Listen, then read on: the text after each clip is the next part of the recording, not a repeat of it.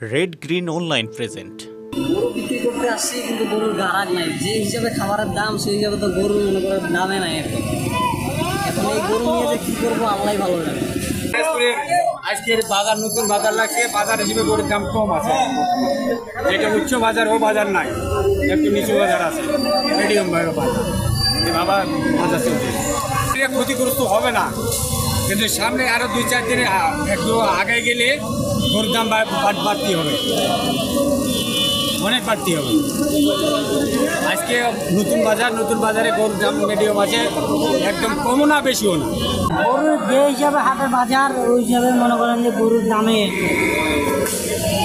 গরুর যে খাবারের দাম নিজের কোনো দাম নাই, এগুলো বলা হবে না। কম করে যে 1.5 লাখ এই হিসাবে দামে 1.5 লাখ টাকা দাম করেছে। এখানে গরুর দাম 3 লাখ 2.5 লাখ, এখানে দাম করেছে 1.5 লাখ।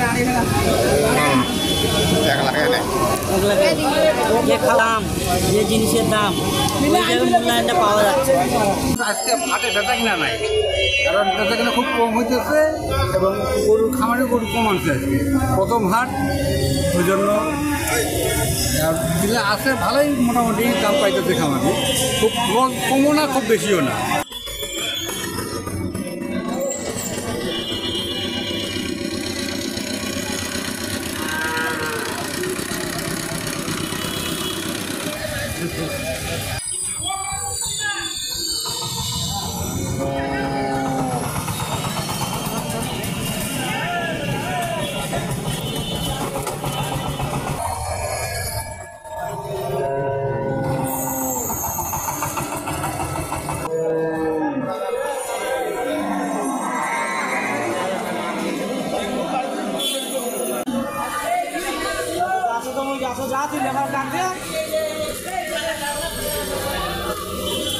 আরে বোকায় মিন্টি গাড়ি লোড দিয়ে দিচ্ছে ওইখানে যা।